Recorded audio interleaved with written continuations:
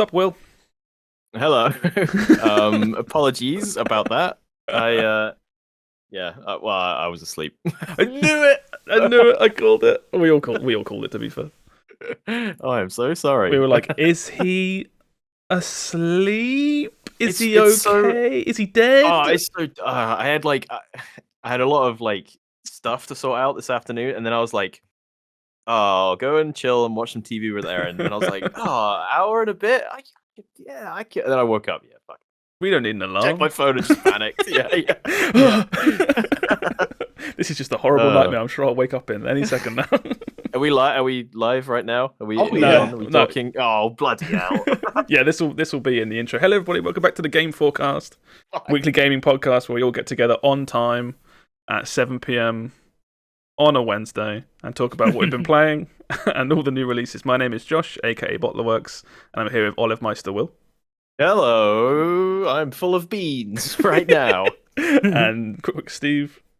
Hello, my name is Steve, and I don't do therapy, but I do watch a lot of TikToks. And Sammeh. Hi, I'm I'm Sam. Oh, this week is What so What cursed. a mess this is already. let's get straight into it. What have you been playing this week, Steve? Oh god. Well, I have been playing the big new release of the week, being Redfall, Oh And- yeah. and it is an experience. This game is getting slammed with the reviews, and honestly, it's got problems. I think it's just popular to shit on this game, though. This game is developed by Arcane, who are the Dishonored people, and yeah, it's kind of a letdown. I I was Yeah. told by Will that Arcane don't miss. Well, hold on. You can't put this on me. Yeah, Will made this a bad game. Yeah, thanks, Will. Now, apparently, they can miss, and Yeah. Yeah. no, This is basically a bit of a looter shooter, somewhat. And yeah, it's kind of just mediocre, unfortunately. There's been like people doing like reviews and stuff, and it's got a lot of problems. But I've been playing it, and it's okay. It's for me though. I would say don't play this single player. If you're gonna play it, get it on Game Pass, so you don't have to actually pay for it, and play with friends. And no, wait, you can say make a that. good Say that time. again. Say that last bit again. Get it on Game Pass and play with friends. So you don't have to pay for. You still got to pay for Game Pass. It's still like Yeah, £8. but I mean, but you're not paying directly for this game. Well, the question becomes, if you're not overly interested and this game's not amazing, is it even like worth the £8 for Game Pass? Well, Game Pass, there's a bunch of stuff you could play on there anyway. That's true. But for someone like me, who kind of jumps in and out of Game Pass, this would have been one of the games I was like, yeah, I'll grab Game Pass for a month to play this. It's not worth it as a single player experience. But if you've got friends to play with, you could probably have fun with it. Yeah, that's kind of cheating. I feel like most things you could play like the most garbage game ever with friends. Find fun. Yeah. So Tell me. this game, some of the problems that I have with this game is there are like red gas clouds all over the place that are like poison. And it doesn't really explain what they are, but it just like damages you, and it like just blocks off random areas for some reason. There's no way to get rid of it, as far as I can tell. Yeah. The cut scenes in this game, they're all just like animated slideshows. I've heard that from quite a few reviews from people saying this is like a AAA game from Arcane, the people that made like the amazing Prey intro and a whole bunch of like other like really cool cinematic stuff. Mm-hmm. And then this game is all just either in-game cutscenes with really standard 3D models standing around just talking, or they're all 2D non-animated cinematics. It's kind of like, it's fine for like an indie game, but for like something that's boasting as one of the AAA Microsoft games of the year, I don't know. And I think like there's also because there's four characters, and I think because you can play as any of them or like multiple of them, it's like they can't have the character interact with the world, unfortunately. So it just seems a bit bland and pointless. Also, another problem is I'm not one for reading in video games. I am Reading's dumb. for losers. Yeah, and there's a lot of just like random little tidbits of information dotted about the world, and that annoys me. I'm just like, no, I don't want to read like 20 million notes in a building. Just like, I have that with. I feel like every game I try to play that does, like in-game text, like notes and things like that. I always, whenever I start a game, I always do my best. I'm always like, I'm going to read all of these. Yes. I'm going to really try to get into this, and I get like 5 in, and I'm like, fuck. We'll talk about it later, but with Star Rail. It's the same thing where I'm like, I'm into this. I'm going to read all of it, and I get two or three in. I'm like, I can't. I actually can't. Well, my brain just glazes over. I'm the same where it's like, oh, I'll read all of it, and then I'm like, okay, well, I'm just going to read the main quest, and then it's like, okay, well, just give me my next gacha pool in Star Rail. Yeah. But yeah, like the world is also kind of empty. Like the starting experience for this game I found, because I actually played it twice. Once before I started streaming it because I just wanted to test to see if it would run okay. Yeah. And then on stream, and it like kind of like just puts you in the world, like in like almost like a little bit of a corridory section to get to the main base. Yeah. And it's random spawns. Like one time I got some lockpicks to open up some chests, and other times I didn't. But like it doesn't give you like a gun by default. And it's like it seems a bit random if you like get to pick up a weapon at the start or not. I've seen a lot of people get forced like into pistol. Apparently pistol is very common early game in this. Yeah. And then like the enemies, like you come across a group of enemies, you kill them and they drop their guns. It's like, oh, I get to pick up a gun. And it's like, oh wait, no, you don't get to pick up the enemy guns, which I think is a bad in a looter shooter, right? Maybe, I'm not sure. I don't know. I think I'd rather not have like too much loot, I guess. Yeah. I think maybe because it was just like I was feeling very naked at the start, where I was like, I've got my one pistol and. Yeah, and like to the point where it's like, and it doesn't give you much ammo at the start. Like that was the only time that I ever had ammo problems. But I would literally just run up and like punch the enemies. And that was another problem. The animations are not the best. Yeah. The trailers for this game seemed very stylized and like almost kind of cool looking. And the animations are just like your bug standard like elbow, like melee attack. Yeah. What else have I put down? I wrote down like a laundry list of stuff.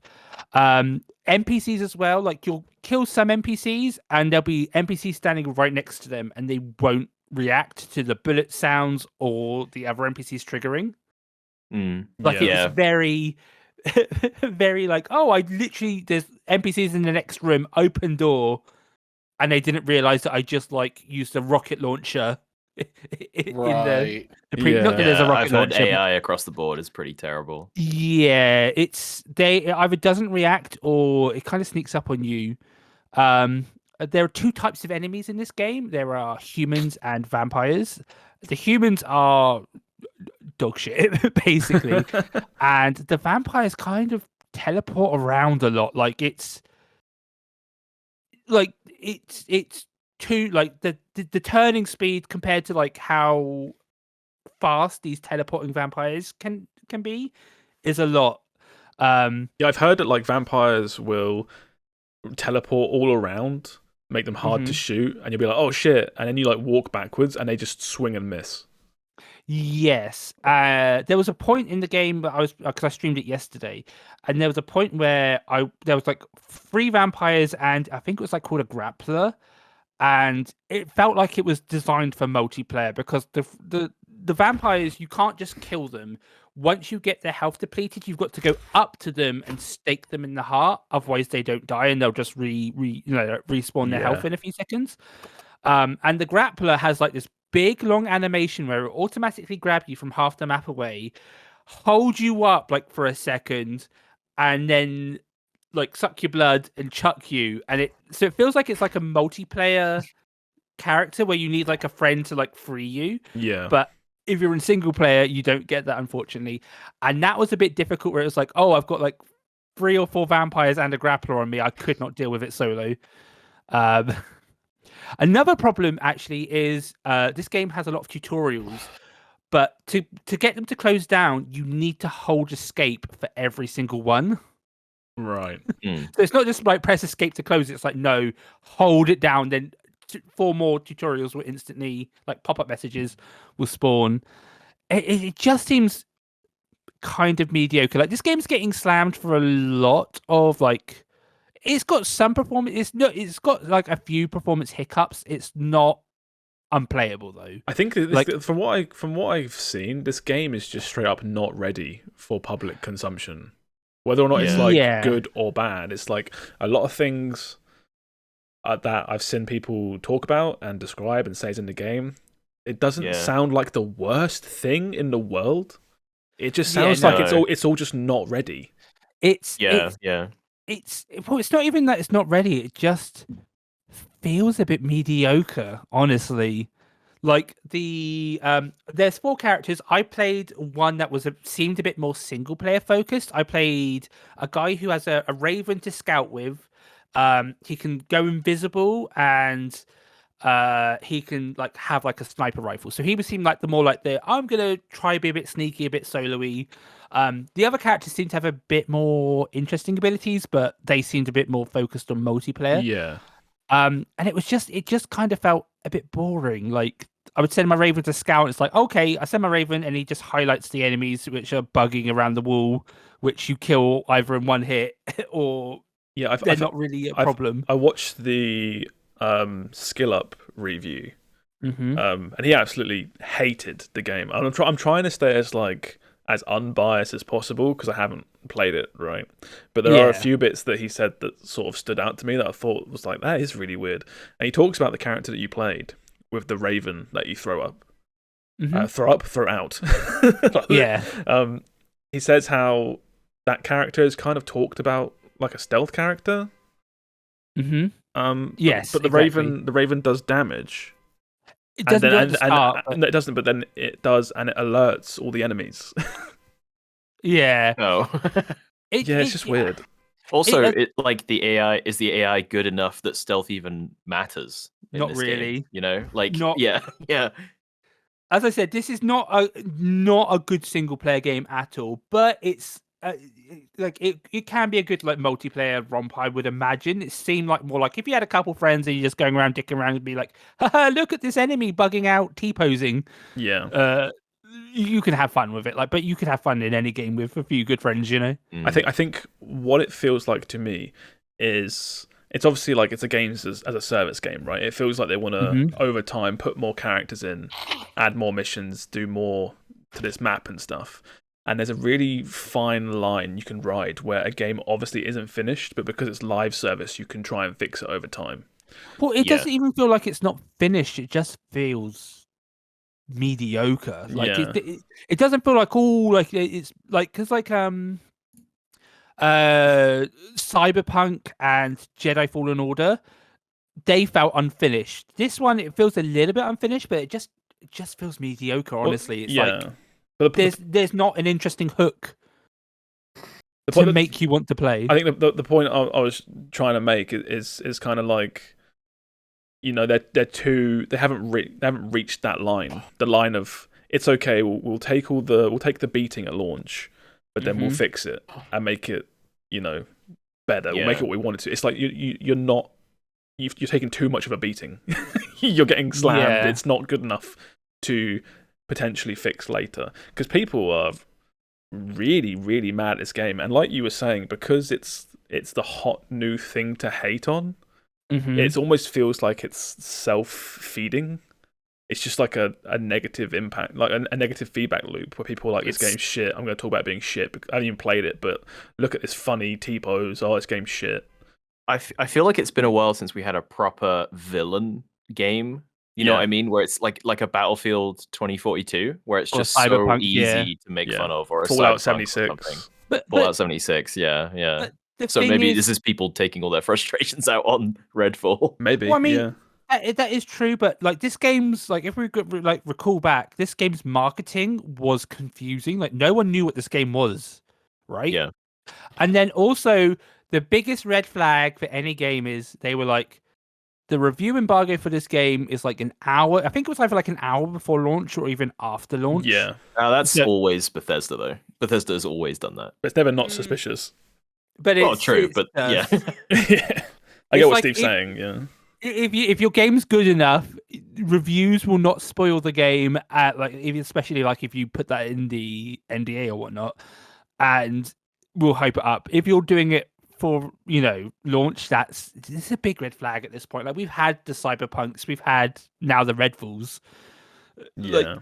It's anti-consumer to not have your a game review. But I think I would agree with that.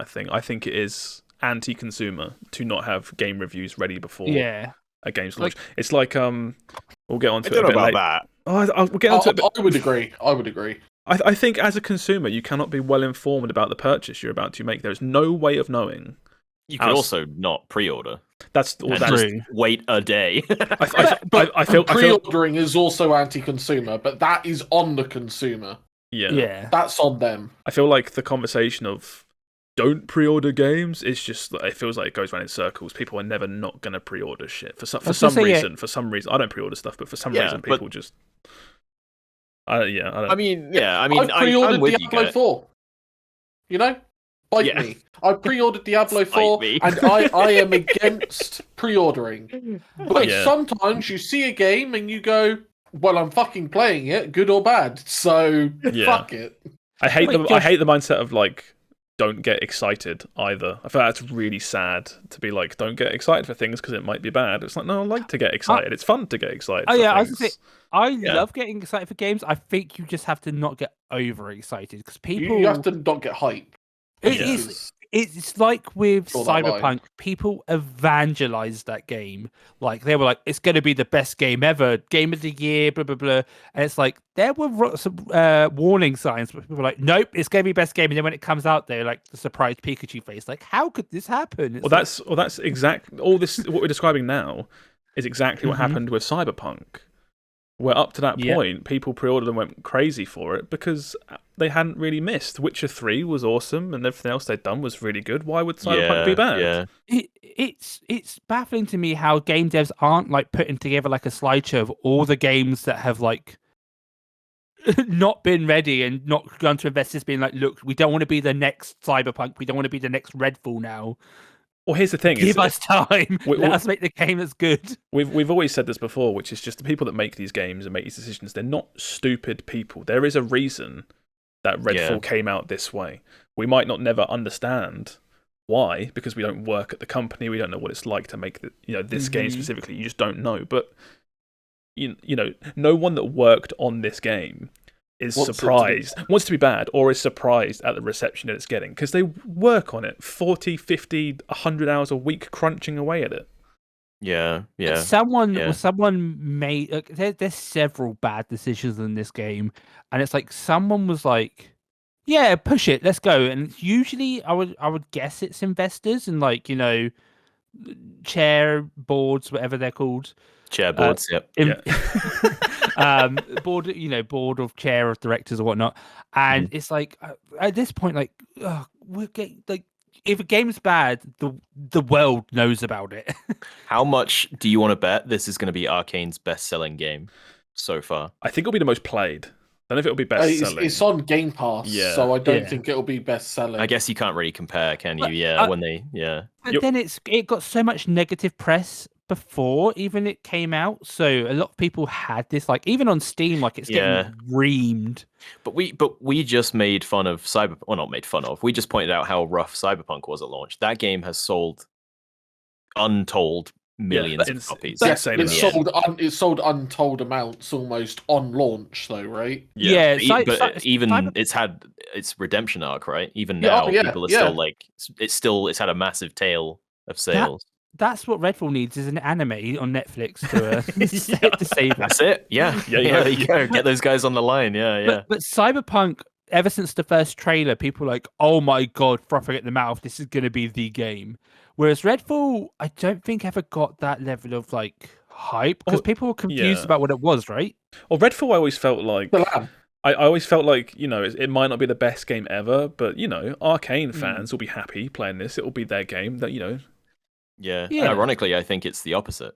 Yeah, because it's nothing like they've It's done nothing like previously. an arcade besides game, the fact yeah, that it's yeah. first person, that's about It's it. funny though. I was watching Plant, our buddy Plant, play it earlier, and there's bits where I can see the arcane. He like went into a house and there was like trip mines everywhere in a laser, and he was kind of playing like floor is lava to get to the Yeah. loot, presumably at the end of the house. And I was like, that's an arcane thing to set up for the player. But it's like, but then the whole time he was like goofing off because he had 2 friends with him, and then it was like, oh yeah, I don't know if this holds up in 4-player co-op.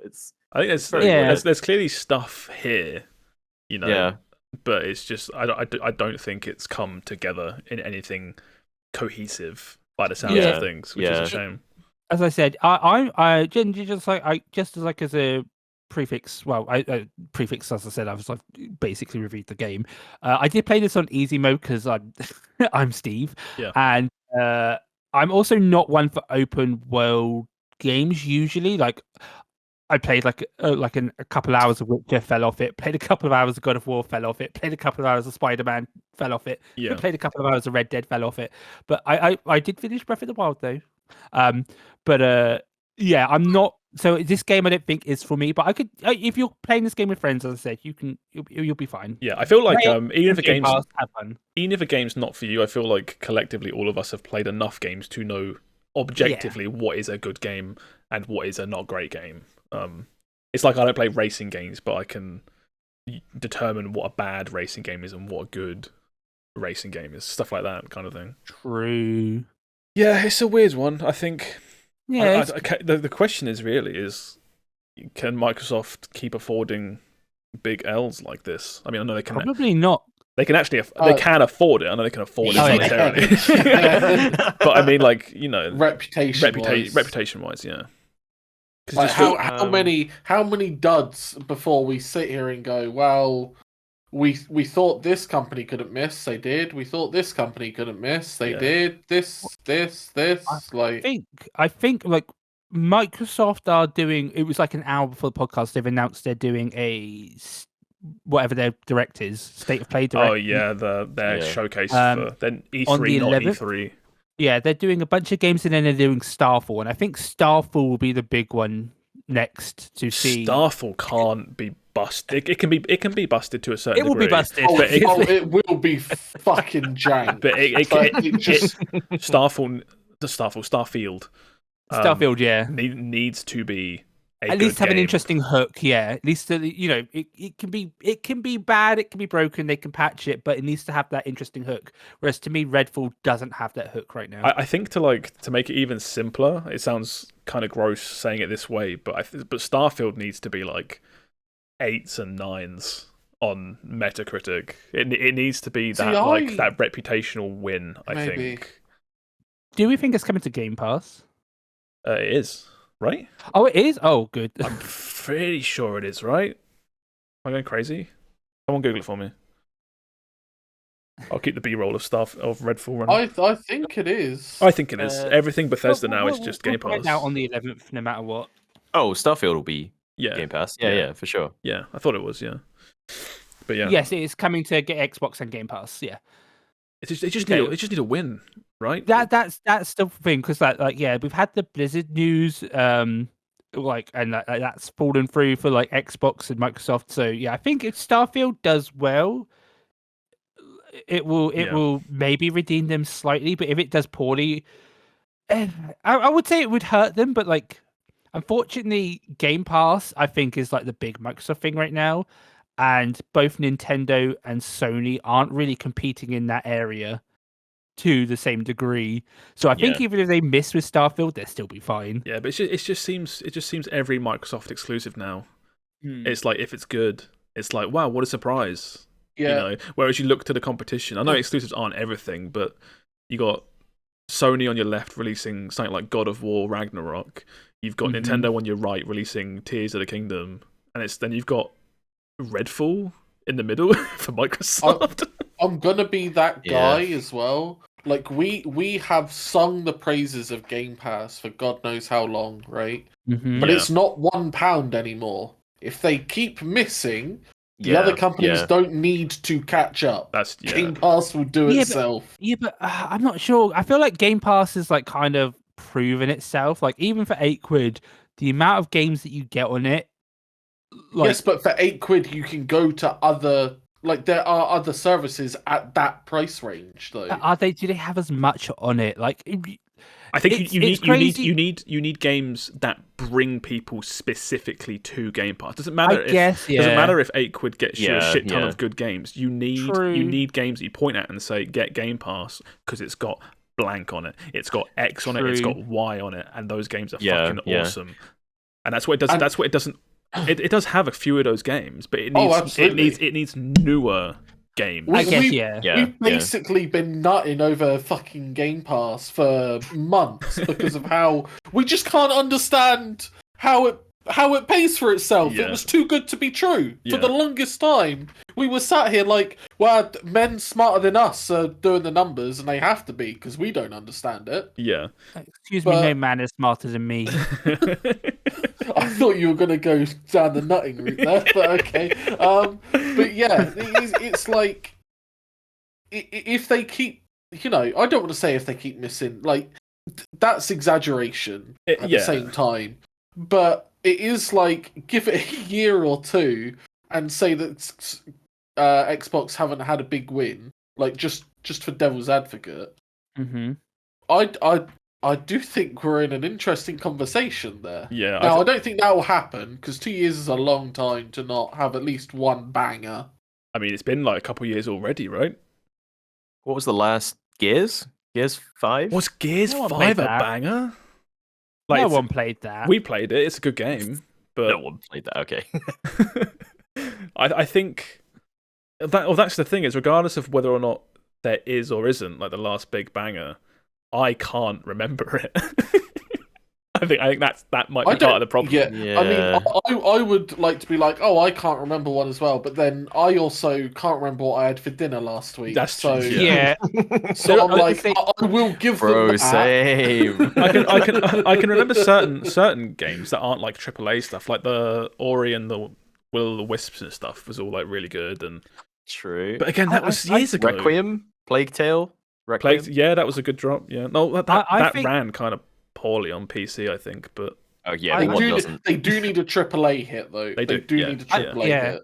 I think that unfortunately this might just be a me thing, but for me, the marketing for Xbox, like a PlayStation game, I'm like, oh, I know that's PlayStation. Nintendo game, I know it's PlayStation, Nintendo. But for Xbox, I'm always like, oh, that's just some Game Pass. Like I don't associate Xbox games as like, oh, it's Microsoft. Like. But that's fine, right? Yeah. If you look at a game and go like, "Oh, good Game Pass," like that's good. They've got you. Game Pass is Microsoft, yeah.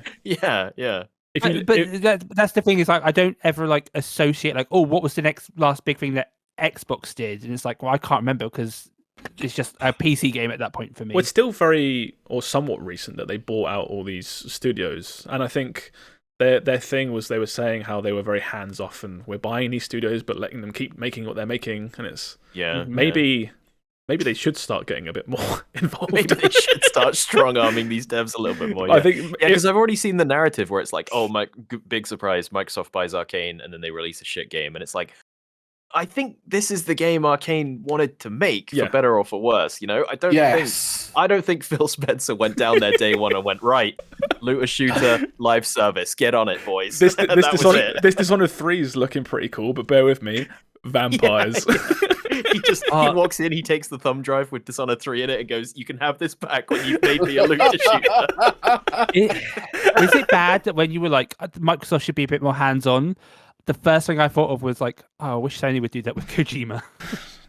No, Kojima's fine. Kojima can take Rein as long him as in a he little wants because he makes the weirdest Steve, I'm shit. with you, but you can't say that on the internet. Yeah, I'm almost like you just gotta let Kojima do his thing at this case. He is like a case study for me. I love seeing like how far can one man get away with while he descends into madness. How boring a game can one man make and still sell a billion copies? He could release like a PS5 exclusive of, like when Shia LaBeouf recorded himself at the cinema watching his own movies, but it was like his face. It would be a £70 disc of just footage of Kojima playing his own games, but you only see his face. And people would still be like, oh, that's Kojima. He's done it again. He's done it again. Oh, React content leveled up. Yeah, we'll move on from this, because I'm pretty sure we're done with this. But yeah, it's a very hot topic right now. Yeah. So I'm excited. I'm going to play a shitload of this tomorrow. I'm sad I'm going to miss talking about it fresh on the podcast. You'll certainly play some of it. I don't know.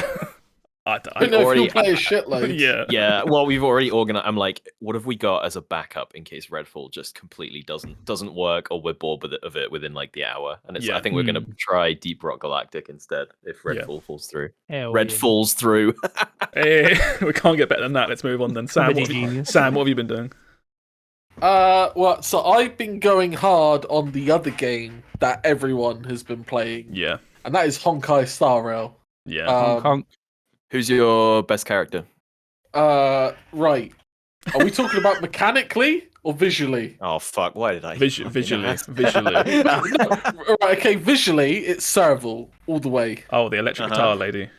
Yeah, absolutely. I have to say this because my best character mechanically is a lolly. All right, so I've got to be careful. Oh no! Off to jail with you. Yeah. So I did my pulls. Yeah. And my 5-star that I got was Clara. That's which a really is a little girl. Yeah. She's fucking amazing. Yeah. But she's a little girl protected by a big fucking robot. Yeah. So I'm gonna agree with this because I had no. Yeah. Is the big robot not a character? No, he is. So basically, it's a little bit of spoilers, but whatever. We're here now. The little girl character you see in the pools, you're like, oh, that's not for me. I don't care for that. And then I can't remember where I saw it, but I came across like a gameplay trailer, and then it showed her gameplay. And every time she's attacked, the big robot comes out and protects her. And every single attack she does is the big robot doing missiles and shit. And I was like, okay. Yeah, she's there. You wander around as the little girl, but she doesn't do anything. The robot just turns up and says, fuck you. Yeah. Fucks some dudes up and then fucks off. So she's the hunter and the robot's the pet. Kind of. Don't make it weird, please. Yeah. She's like a WoW hunter. Yeah. I got what Steve was saying. I didn't. But yeah, so that's also why I have to specify. So everyone's like, oh, so who's the best character? And I'm like, oh, the 9-year-old girl. Look, she's just got really good stats, okay? You don't understand. Yeah, exactly. We need to do tier lists. I went ham on this game, and it was bank holiday weekend as well. And I mean, you guys even saw I started going on like how do I get more Trailblazer EXP? I'm being blocked. I saw you joined late, and I think you added me as a friend. And I was like, oh, cool. Sam started playing like yesterday. That's cool. And I looked at you added me as a friend, looked at your profile, and you were like fucking 10 levels above me within like a day. I was like, what the fuck? Like, I was meant to go round Steve's Saturday. Yeah. But a family member of mine locked themselves out because they went to a boot sale, and I have the spare key. And they were like, "Yeah, we'll be back at like 2." And I was like, "Great, that's my fucking plans for the day out the window." So I got another all day of playing Honkai in. Yeah. And mate, I just started steamrolling. This game's really good. This game's really good. So visually. Game, it just hits. It does the anime style really well, while it doesn't feel like someone could look at this and be like, oh, generic anime game, but it feels like it's still got its own style. I do think this is the best rendition of like an anime RPG. I know like Persona exists, but Persona 5 is more sort of stylish to me than anime. Yeah. Whereas this is just Yeah, like, it doesn't- this is anime. Like This doesn't transcend anime game for me. Not quite. Not Yeah. like No, Persona that's 5 what I did. mean. I understand that element. It's like anyone out looking in is going to be like, oh, anime game. But once you're playing it, you do kind of be like, oh, this is actually like, it's got that little bit more. It's got that little bit of polish, that little bit extra. Yeah. Yeah. The story is, for all intents and purposes, I think the story's great. I think it's serviceable. It's alright. It's not gonna win any It- awards, but Yeah, no. When I say great, I mean like I have had no disappointments. It's like I've never gone, oh, why are we doing this? Or oh, do we have to do this? Or like I have nothing negative to say. And off previous experience recently, I think that's just a really good thing. it's comfort. It's just comfort. It's like comfort food, isn't Yeah. it? It's just Yeah. easy to digest. And it's like they went, right, we're going to make a gacha game. We're going to make Genshin Impact, but there's this guy called Sam Ralph, and we're going to make it for him. It's a turn-based fucking combat game. Yeah. And I'm like, again, Persona 5 was probably the biggest one in Yeah. recent memory. And like now I've got this, and I'm like, turn-based JRPGs are not dead. I think They are not dead. I think I said this to you last week when we were talking about it. I was like, Sam, like, you know this game's for you, right? Yeah. I didn't fully realize at the time. And again, the thing I love the most about this game is combat is swift. Yeah. Like I combat auto battle is- everything. I don't auto battle, but I probably could. To I be do. fair, I do. but like unless you're absolutely like you have none of your enemy's weaknesses, which is really rare because most teams, like anyone building their team, is just gonna have 4 different elements most of the time. Yeah. Or at least 3 elements. And generally, you'll find a way to hit elemental weaknesses for most enemies with those 3 elements. So no combat is really ever too hard. Like, Yeah. you get to bosses, and like you'll sit there and maybe you'll go, should probably bring so-and-so along for this one. They're weak to wind, or they're weak to fire, Yeah. But outside of that, you're never hurting. No. Like, combat is easy, and it's like glass cannon easy, which is what I love. Like, if the enemies get around, they will fuck you up. It's not like you hit them for 500, they hit you for 100. It's Yeah, like until you get quite far in, the game doesn't actually give you a healer, which is quite odd for like an Yes. RPG. Normally it's like, okay, you start off with a healer Oh, or yeah. items, whereas you don't get a healer character given to you in this game until probably around like 10-ish hours in. even later, probably. Probably even yeah. But even then, like, because of the friend, like, there's no multiplayer in this game, but you can add friends, and they can give you, but basically they can set a character for you to use. So it's been quite popular, I think, for people to use. Like, if you could, there's a very good healer 5-star, and she's been popular for people to like borrow basically for their teams. That's only during certain modes though, right? You can't just drag that Yeah, character through so- story. Very specific. From what I've seen, is my character Clara is actually quite popular, just because at the stage where everyone's at right now, her element is good in the areas in which you can borrow her. Yeah, I've seen in the roguelike game mode in this, you can solo the hardest mode with just Clara. Because she's just so strong. Steve's character is absolutely fucking busted. I'm so Which one? pissed that Steve got that character. I'm Seal. Seal. Yeah, She's up here. I'm she's frothing, absolutely nuts. frothing with jealousy. I don't even like gacha games. Oh, she's so cool when she does her animations as well, because she's like teleporting with like butterflies and has this giant scythe. Oh, it's so cool. There's the healer as well. Yeah. I was gonna say, like, those 3 characters, if you put one of those up, people are gonna love you for that content. Yeah, the gacha, I got really like thrown off of the rates because Steve posted. You got this character, didn't you, Steve? And it's like the rarer one right now in like the. She's the special event one that's like, so she's limited time. Yeah, and it's like, in my mind, I think I was kind of like, well, if Steve got it, I'll get it at some point. It took me a long while to get her though. And then I watched a YouTube video today of a guy being like, you get the outrageous videos of like, I'm spending $1,000, and it's like, and it's like, I saw one video where it's a guy and he was like, "I'm spending $80 to get this character," and I was like, "That seems it's still a lot of money, obviously," but I was like, "This video seems more realistic, maybe, to someone that plays a lot of gacha games." And the video was 10 minutes long, and he didn't get it, and it kind of just ended sad. Oh. And I was like, "Huh."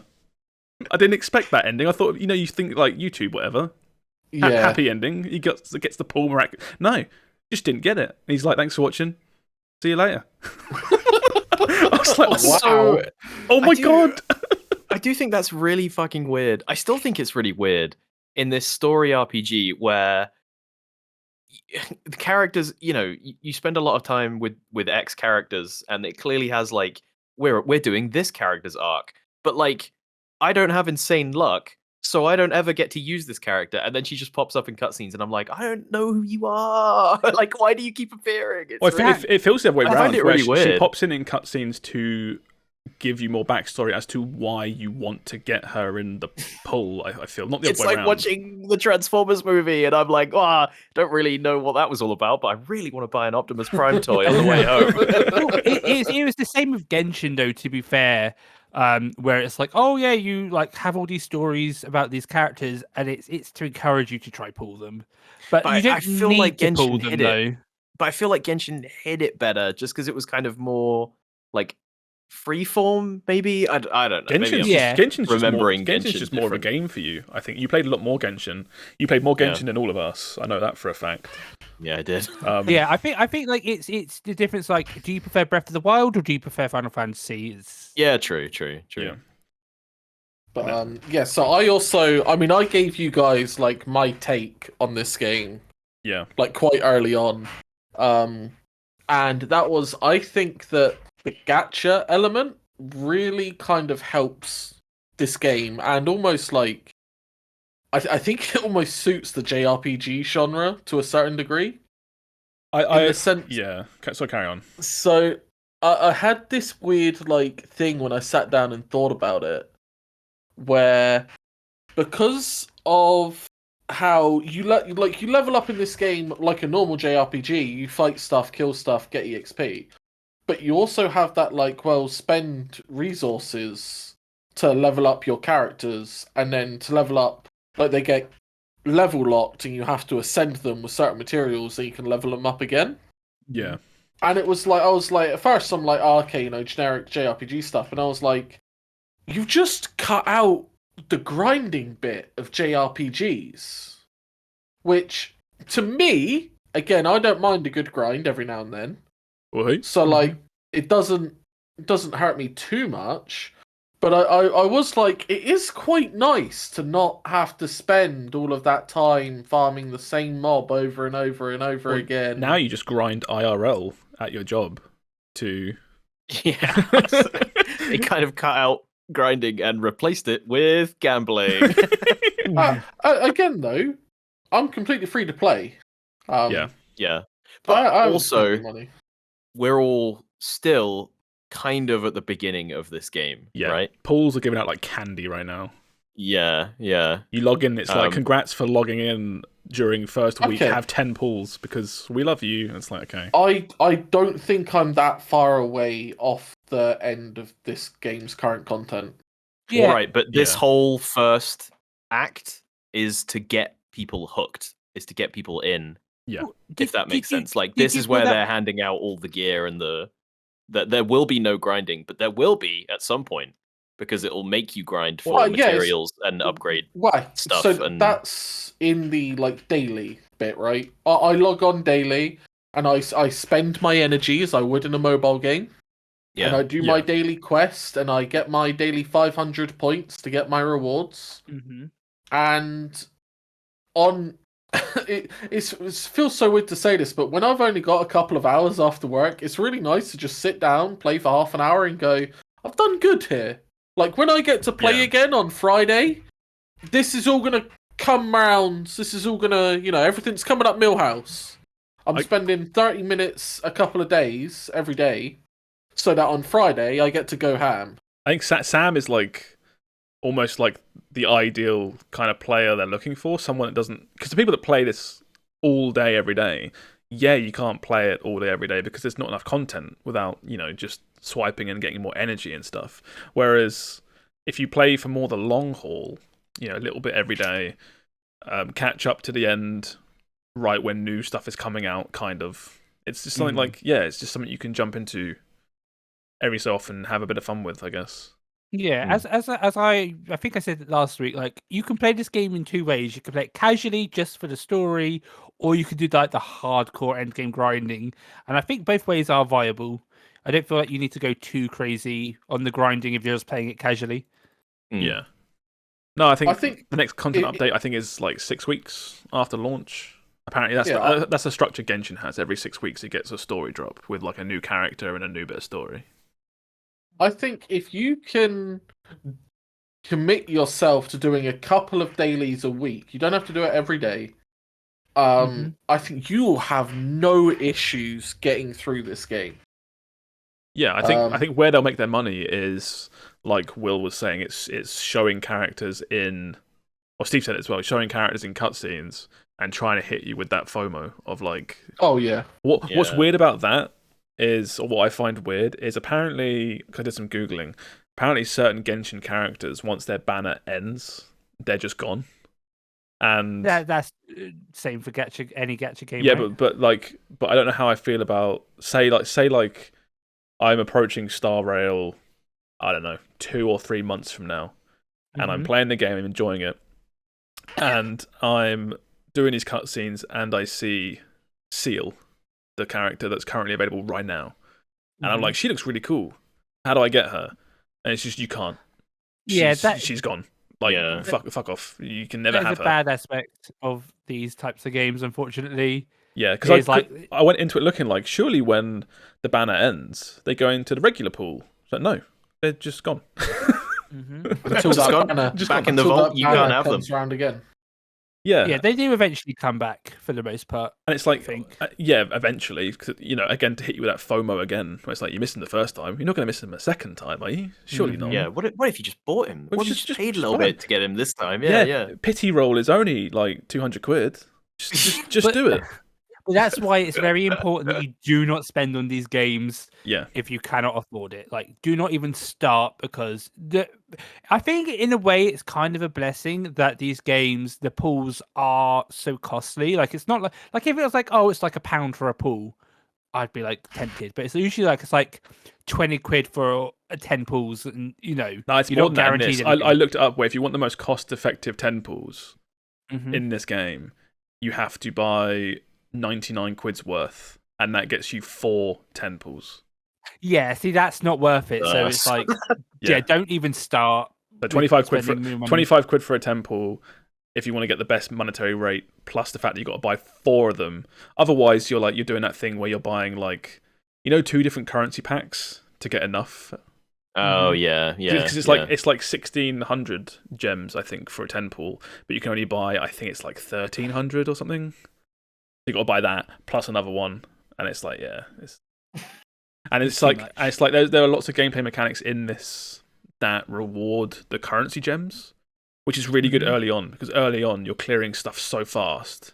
You blink and you've got another 10 pool, but when that starts slowing down, it's like, oh, I should be able to finish this step in 2 weeks, and that will give me 50 gems. And bear in mind, a 10 pool is like 1,600 gems. But Yeah. What I will say is, though, to the average player, you don't need those pulls. Like, I genuinely... I agree, I didn't even do my normal pulls until I had already hit, like, level 30, 40. Yeah. I was just using all free-to-play characters, and they give you some strong-ass characters to get through this game with. Like, I've heard that, yeah. You don't feel the power difference until you...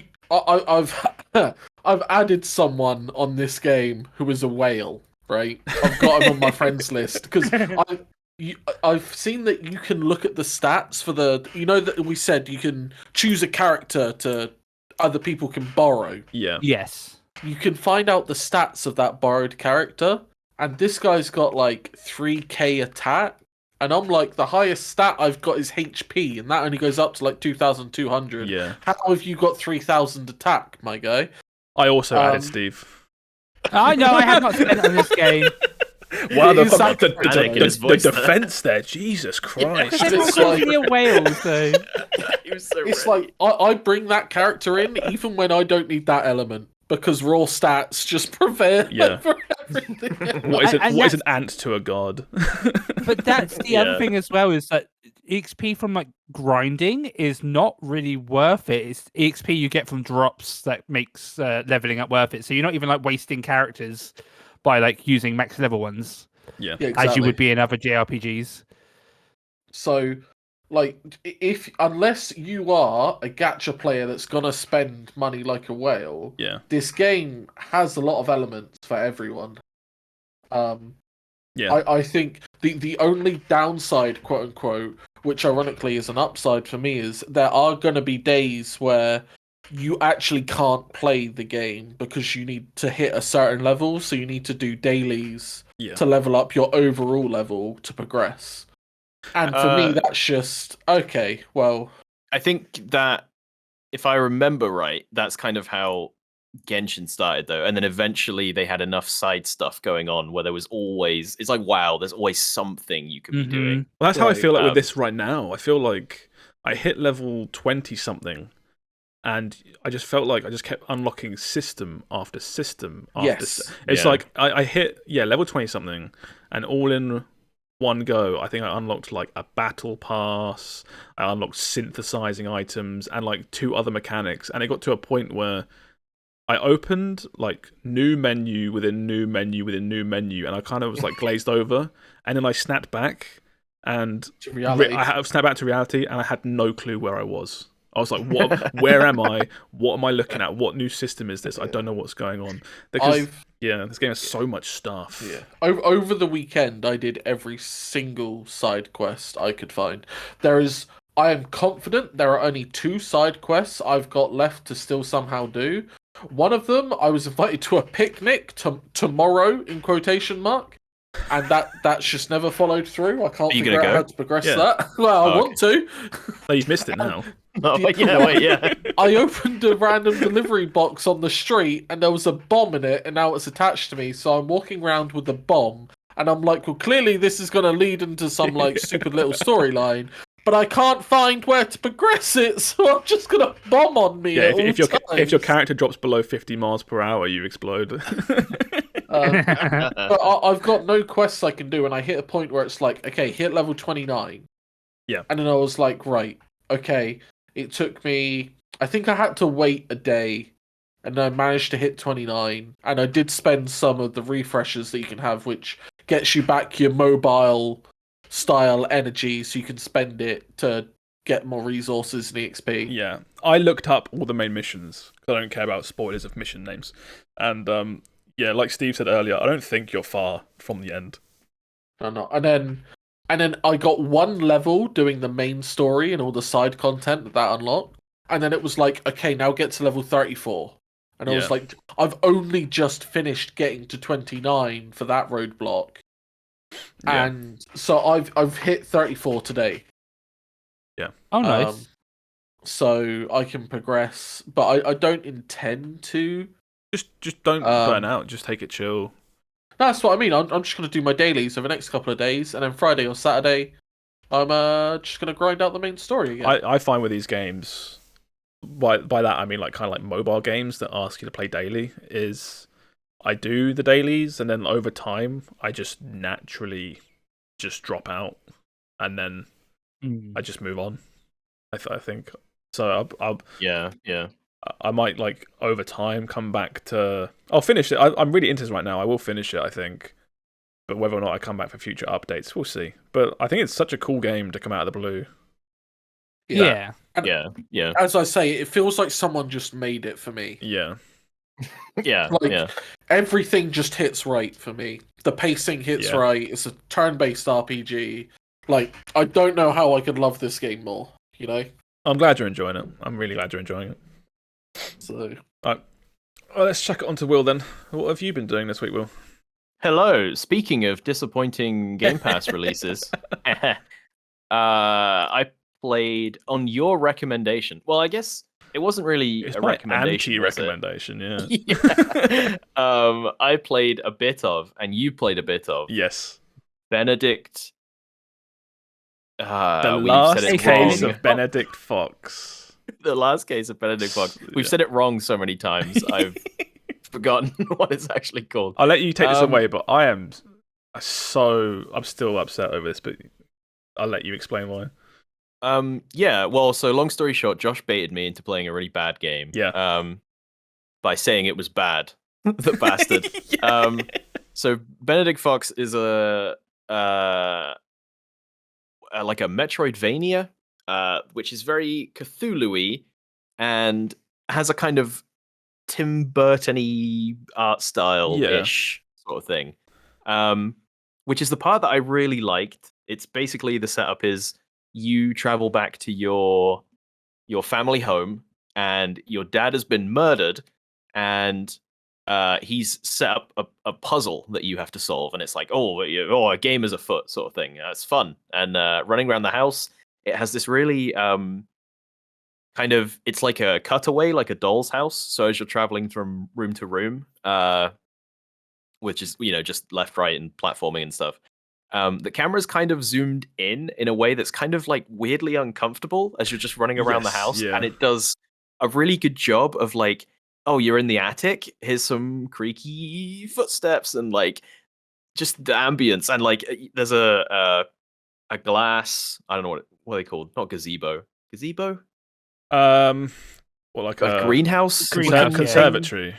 Conservatory, yeah, attached to the house, and you go out there, and there's rain hammering on it, and I was like, this is really fucking cool. I know what Josh is talking about. It does stuff as well where This like is awesome. you go to a locked door, and it's almost not like first person, but it zooms in on the door or something, and it'll look really nice, and there'll be like lots of really like cool detail and yeah. You're picking up lots of little bit nubbins, and your guys commenting on them, and it's cool.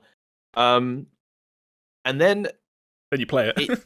Then you play the game, and it just kind of all falls apart almost instantly. I think you said I didn't even bother beating the first boss, right? No, I couldn't. I tried it I think like 5 or 6 times, and I was failing to the point where I didn't feel like it was too hard. I felt like I was doing something wrong, and I didn't know. Like, had I missed something? Had I missed like an upgrade, or should I? Yeah. What's going on here? So I had exactly the same thing as you. So the combat in this game is you have like quick melees, a charged melee, which I didn't find useful even once, and I got quite far. And then every time you get hit or you're hitting people, you're charging up this gun that you have, and you can do a kind of big shot with your gun that you can either finish off an enemy, or you can kill like a completely different enemy. Like if there's some ranged thing harassing you, you can quickly take that out. There is a dodge, which felt awful to use. I guess, yeah. And there's a parry, which felt like completely overpowered. And that's where I was going wrong. In the first boss is this like anglerfish looking thing, and it's like doing these tentacles that like kind of slam down. And I was like, and it comes up with these big red zones where these tentacles are going to hit. And I was like, it wants me to dodge. No, it doesn't. It never wants you to dodge. The dodge is useless. You parry those?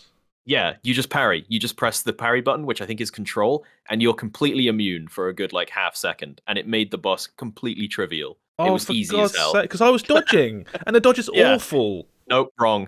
So the dodge is, the best way I can describe it is, it's on the right stick. Yeah. And you dodge either to the left or to the right, and it kind of feels really weird, and it's also, I just don't know. It's just a bad feeling dodge. It's just in a game that you have to dodge a lot. At least I thought.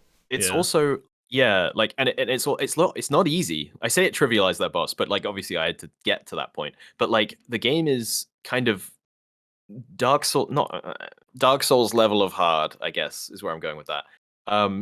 Where like every hit matters and stuff, but your guy controls like a tank, like a shopping trolley full of watermelons or something. It's like if you're standing still, your guy is like facing a direction, and you want to run the other way. The guy first does a 180 turn on the spot, and then because he has like momentum, he has to start moving, but he starts from a standstill. So it's like I'm trying to dodge these tentacles, I imagine, like you did, and it's like, oh, I need to quickly run back the other direction I was just coming from. And it's like, no, he has to think about turning around, then he turns around, then he slowly goes from a jog to a sprint. Oh, it's and it's horrible. Like, it just I'm already awful. dead. And it feels terrible. Yeah. What else? Oh, I think we do need to recognize the fact that this is the second game, which is all about powering yourself up through the art of tattoos. Well, you didn't get that far, did you? No, I didn't know. Okay, well there you go. It joins Far Cry in Far Cry 3? Far Cry 3, yes. It being tattoo-based progression.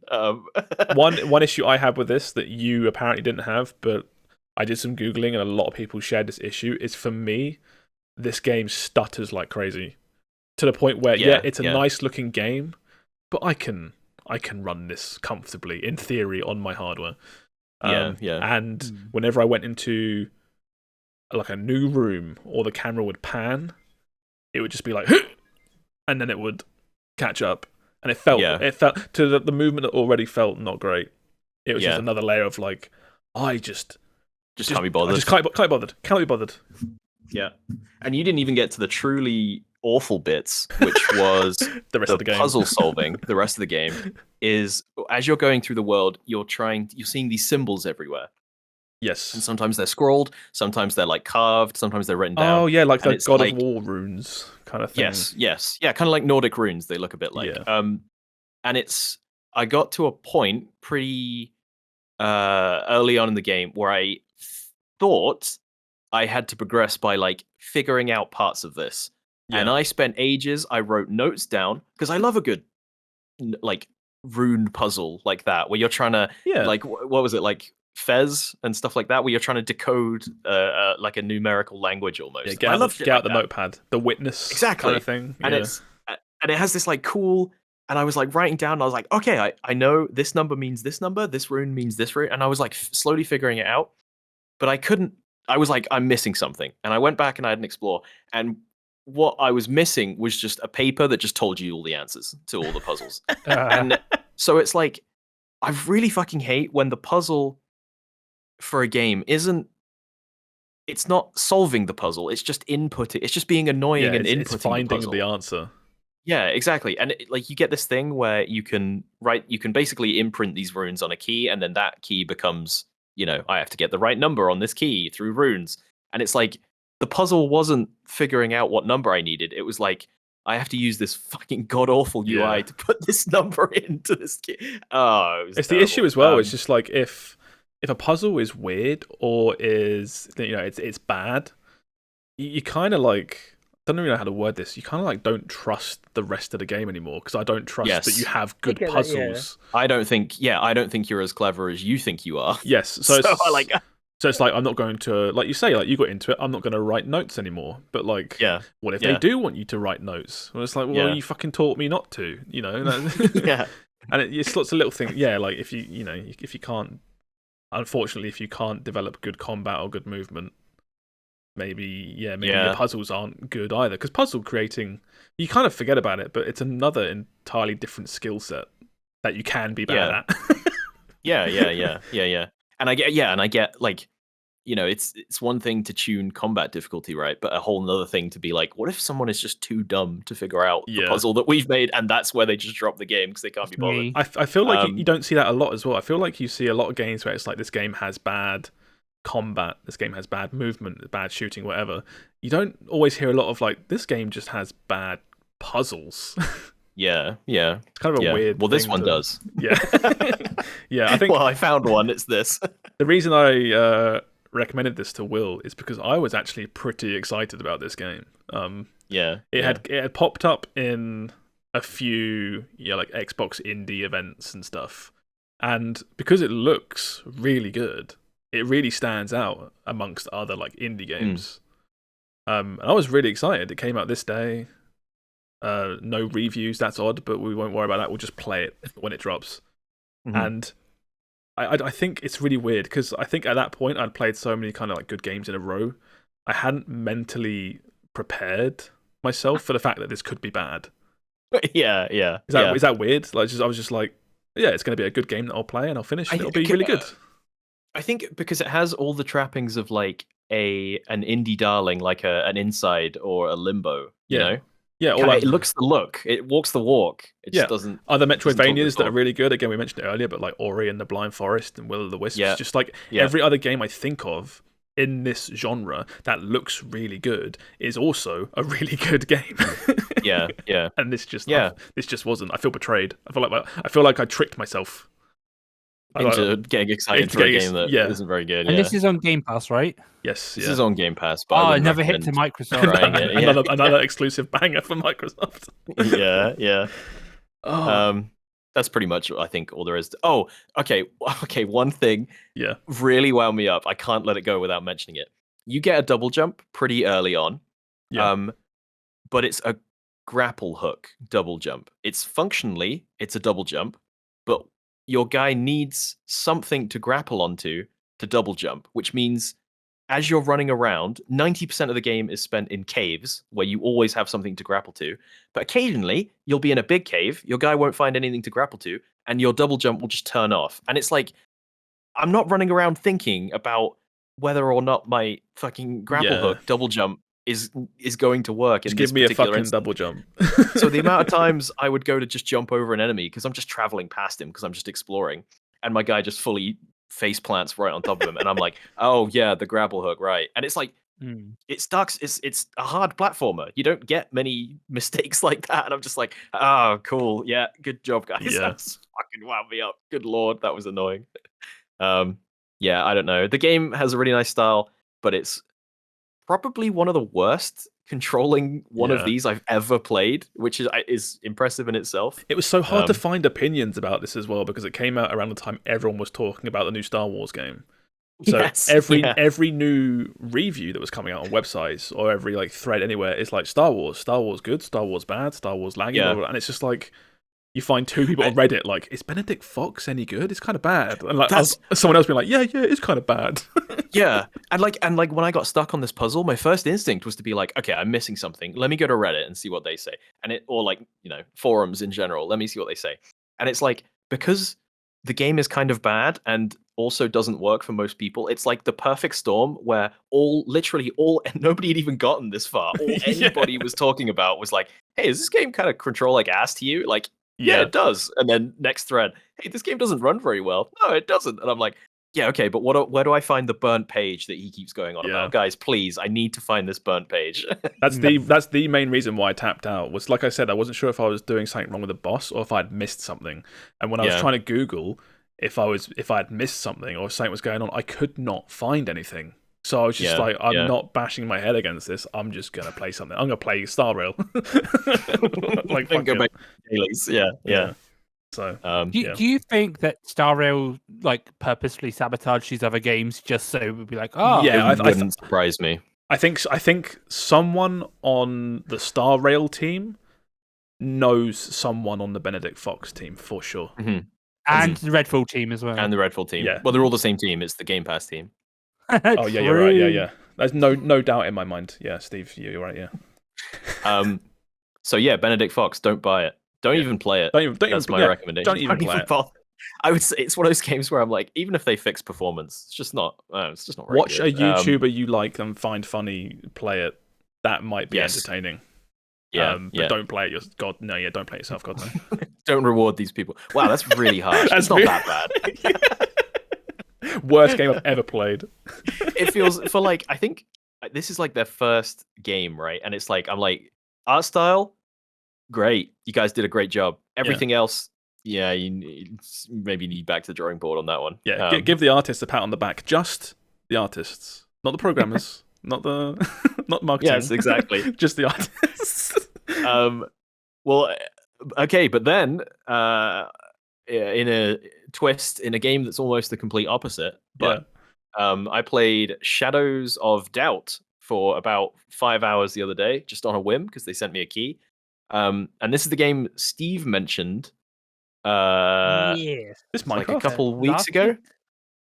It kind of got lost because I think this was the week where Steve was like talking about a lot of like really naff looking indie games. Yeah, wow, they're all bangers. Not RuneScape game. I think got mentioned a lot of the time.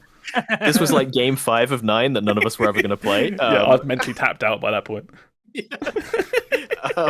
But what this is a procedurally generated crime solving game set in a kind of Blade Runner-esque world in like I think 1979 is when it's set. And all of the world is covered in water, I guess, because the ice caps melt. I don't think they said that, but that's implied. And everything takes place. All the cities are these tiny, like almost oil rig setups where they're just like square platforms in an endless ocean. You know what I mean? Yeah. And everything in them, all the people, all of the buildings, all of the like establishments, and what people get up to, their like day-to-day routine, it's all generated. And then one of them will just kill another one for some reason. And your job is to figure out why. You've kind of just described real life so far, I'm not going to lie. Well, that's the thing. It's like you hear like procedurally generated and you kind of roll your eyes because you're like, yeah, pull the other one. I've heard that before, sort of thing. But 5 hours in and I'm like, this is shockingly good. This is shockingly well done. It's basically like everything in the world can be inspected and kind of pinned to, you've got like your own little web of intrigue screen complete with red string and stuff like that. You know what I mean? Yeah. And so you'll start with like murder, right? And it's like, go to the body, you'll look at the fingerprints to make sure they're not contaminating anything. What were they doing? You can see what they had on them. Like, this is Stephen Nabootman and he works for X company. Here are his work hours, sort of thing. You can go and find his apartment. You can see if he has any contacts in his address book. You can go to his phone and see who's called him. And it's like there was so many fun moments in the first case that I did, which was this woman who had just been shot in the street, which was fun. And it was like, and it's got that extra little bit of like, this is awesome because like this has just happened. This wasn't a story thing. It didn't generate any of these storylines for me. Like we had this whole arc where I had hacked into a nearby CCTV camera which was pointed at the street, and I could scrub through the last couple days and see like, oh look who's this guy, and it's like it's just CCTV, so it's like here's a mugshot, right? And then I'm going around by buildings and going like, hey, do you know this person? Like, have you seen this guy? And they're like, I think he lives at X building. It's like, great, got a building. Over to the building, we start canvassing the building and talking to all the different people in the apartment, saying, hey, do you know this guy? Do you know this guy? It's like, yeah, that's Fred Jones. He lives on the 5th floor. And it's like, great, go up there. Fred Jones isn't in, but his partner is. And his partner tells me where he works. And now we can go over to his offices. And that was all a complete red herring because I made a mistake in assuming that this guy was involved in the case. Completely wasn't. We stalked this guy for days, and he turned out completely normal person. Cool. And it's awesome. This stuff just mad, happens. Yeah, and it's so much fun. But the entire thing is like so much fun because it's for one, it's cyberpunk. So the world's kind of fucked up, and you're constantly like, you have to take care of like hunger and thirst and stuff. So I'm like, I've got to hack this terminal quick because my guy's freezing, and if he gets even any colder, he's gonna pass out, and then I might just die. This game is fantastic. It's early access.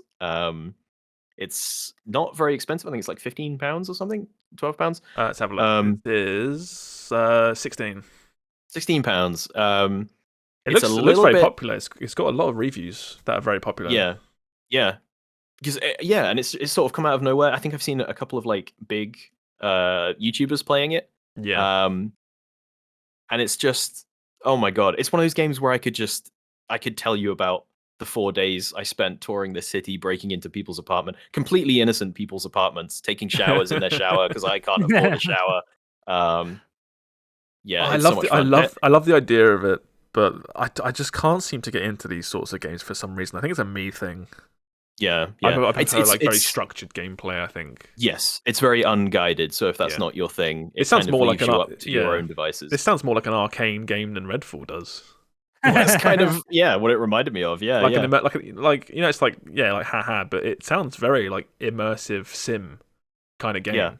Like do what you want, break into this building, whoever you want, talk to this person, that person, solve it.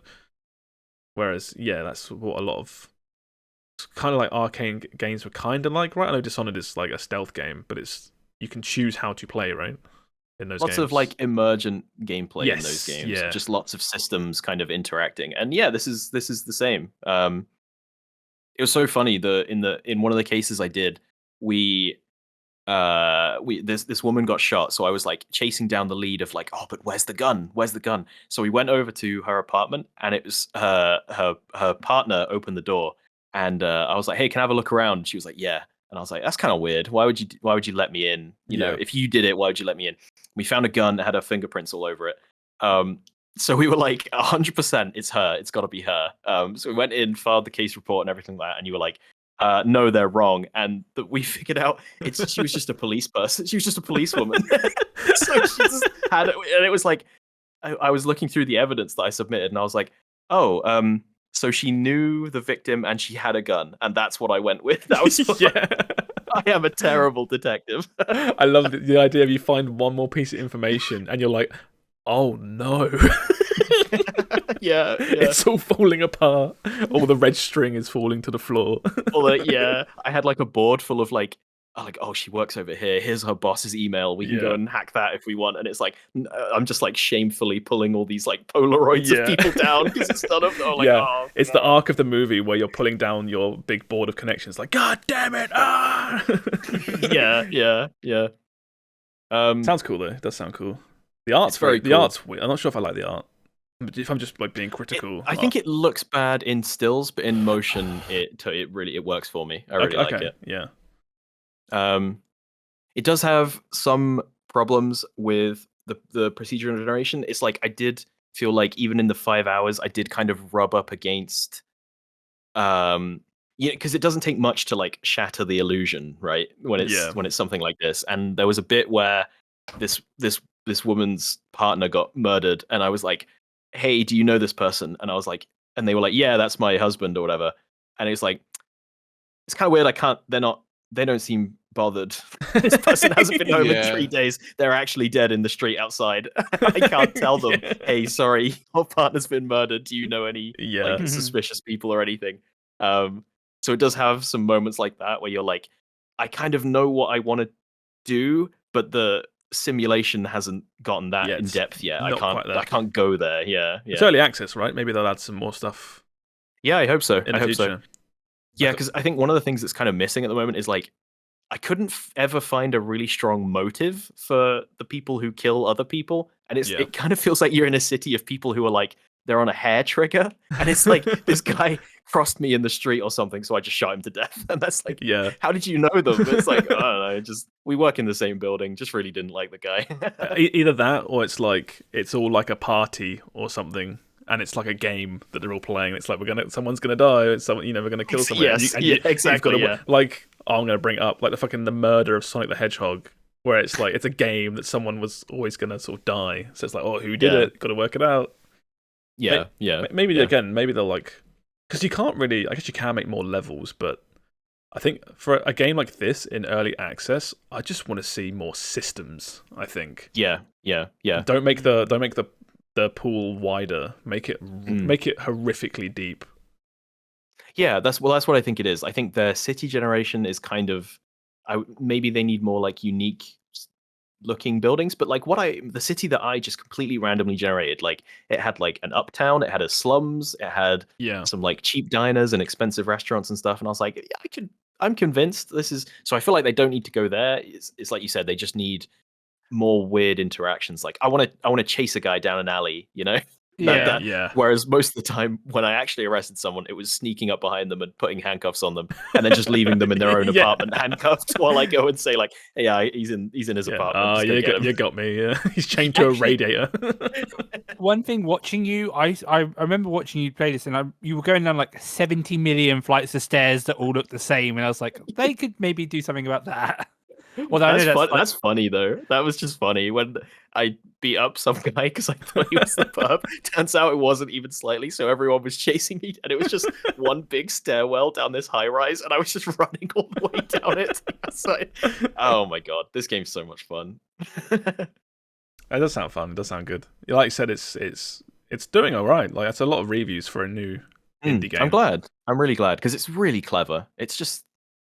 Procedural generation, city and murder, and you're like, yeah, whatever. But it kind of, it works. All right, I'll mention very briefly what I played. I haven't got a lot to say about it, and we'll do some news anyway. But over the long bank holiday weekend, Laura and I started up VRising. The update's out for that soon, right? It's not out yet, so I think what I'll probably do is I'll save like a bigger deep dive for when the update comes out, because we're going to play that, I imagine. But yeah, we bought 2 copies of this when it first came out. Do you remember like the hype when this game came out? Like every streamer was playing it, everyone was talking about it. It was like so popular. And we got it, but we just like missed it at the time. So yeah, we had the long bank holiday weekend. And we jumped into this. We got, I think, maybe like halfway through the content that's there. We're not playing like PvP or anything. We were just building our own base and doing the bosses at our own sort of time and pace. But yeah, it's just like it's like a survival game crossed with Diablo. I think maybe there's something like 30 podcasts ago. I think we went really deep into this because it had just come out, and I think a lot of you had played it. Yeah, a lot of us played it. So if you want a really deep dive of the mechanics and stuff, have a look at that. It's the podcast with the Twilight thumbnail because I'm a fucking comedic genius. That sounds about right. Yep. But yeah, we had a great time playing this, just running around. Laura is more of the base builder. I get a bit bored of that, so she does base building. And then what we do is when she's done that, we both go out together and do the bosses and stuff. So she'll build the base. I'll do the boring shit of chopping down trees and getting stone and stuff. Yeah, really good though. If you haven't played this and want just like a really fun, like kind of Diablo-ish survival game. I mean, it's not really a controversial statement to say this game's great because it's very popular, but definitely check it out if you want to have a look at that. Maybe if you want a chill experience though, put it on easy because this game is not easy. Yeah, you can. So when we made, you don't like make a game and join it. You have to kind of like make your own like internal server, if that makes sense. Yeah. And you can tweak all the settings, and there are a whole bunch of settings you can change because some of the stuff is like time gated, or it requires tons of resources, almost as if it's made because you can have servers of like tons of people. This is supposed to be a PvP game, yeah. So that's what it's in service of. Yeah, because you can make you can have multiple castles and clans on the map, and you can fight each other in PvP. But we just, like I said, we're just playing just on our own. So yeah, you can change a lot of that stuff to have, you know, more dropped resources, less time-gated stuff, make the fights a little bit easier, and that stuff I do highly recommend if you're just playing like as a 1 or a 2 very or customizable. I was going to say, I kind of want to, when the update comes out, maybe see if we can get like a server with like our Twitch communities and see like how crazy it can get if that would there's, be like, fun, everyone yeah. on it. Yeah. One last thing I'll say before I move on is there is the mechanic in this of like burning in the sun, which makes sense. Vampires don't like sun. So if you stand in the sun for too long, you start taking damage. Wait, no. Vampires, when they touch the sun, they start to glisten and sparkle. No. And burn to death. And burn they to death. skip over that. Yeah. I really don't like that mechanic in this, like at all. I feel because the game runs on like a 24-hour day cycle, right? And 2/3 of the day is at nighttime, so you can run around and do what you want. And then I always felt like this time mechanic when the sun comes out, I get it thematically, but I feel like it's stopping me from doing what I want to actually do. You know what I mean? Yeah, I remember I remember. I think I liked it more in theory than I did in practice. Yes, because in yeah. practice it was kind of like you'd be like, "Oh, let's go and do a boss fight," right? And then it's like, "Well, we can't because the sun is coming up in half an hour." And doing a boss fight where you have like quite mechanically intense boss fights where you're dodging a lot of skill shots and stuff. Yeah. And it's like that plus I have to stand in the shade every 3 seconds is like suicide. It's Yeah. like it's so And annoying. certain arenas won't have any shadow. It will Yeah, be like, here's yeah. the boss. They are standing in the middle of a field in the sun. Yeah. And it's like you work through a bunch of weaker mobs to get to this boss at nighttime. You know, you work your way to the boss, and then the sun comes out, and it's like, well, I just stand under this tree and go AFK Now we just kind of for like 10 minutes. hang out here. Yeah. And I think we ended up on the server I was running. I think we just whacked the nighttime to like 80% of the time. Yeah, you can do, so that's one of the server options. You can change the duration of nighttime, you can change the amount of damage you can take from the sun to the point where I think you can just take no damage in the sun. Yeah. Which is kind of weird because in hindsight, I would have done that, I think, but also it kind of feels like, like cheating. thematically, it's like now the vampires in the sun. Yeah. It's weird. And I didn't really like that.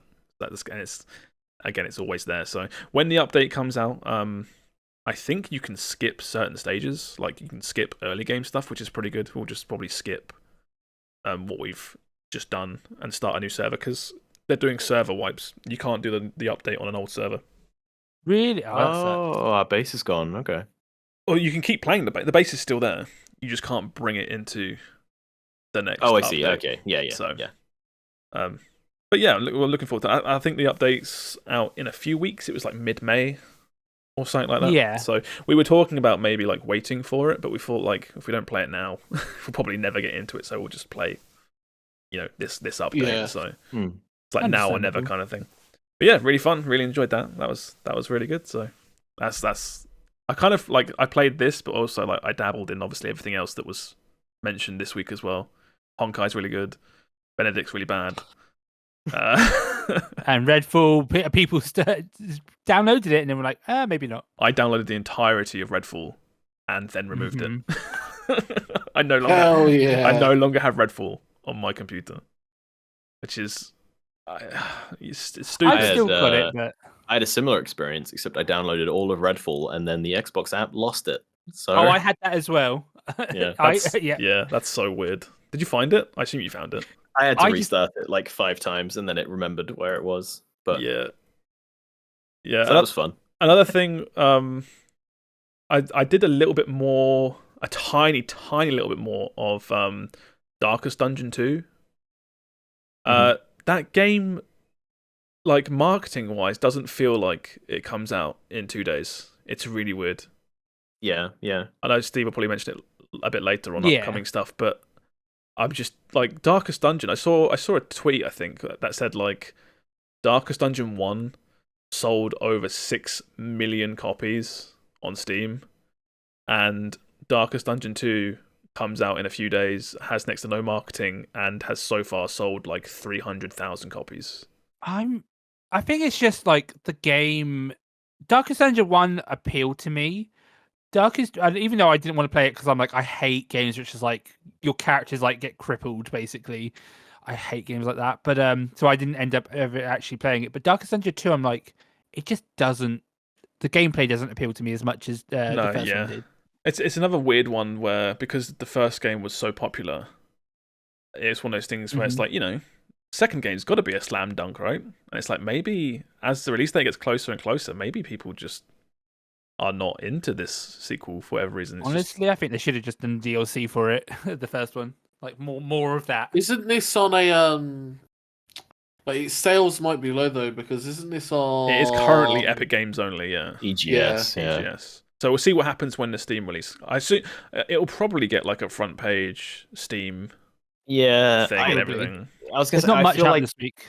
I feel like this is like a direct Hades translation, right? Exactly the same, launches in early access, isn't a huge deal, and then hits 1.0 and it's everywhere. Yeah. I have to just wait and see. So I wish it all the best. See, yeah. Like, I hope it does well. because there is a good game there. Maybe the game's just not for me. I don't know. It still hasn't clicked. I do keep trying.